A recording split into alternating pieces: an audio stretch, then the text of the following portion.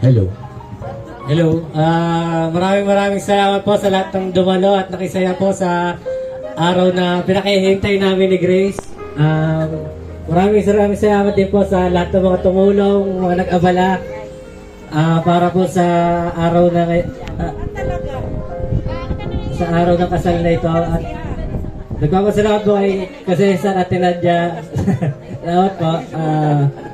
At yun, maraming salamat po sa inyo lahat. Nanay, Lolo, salamat. Salamat sa inyo. At kahit pala si Tatay Imo sa iyo. At tinin pa, Kuya Bian, salamat din po.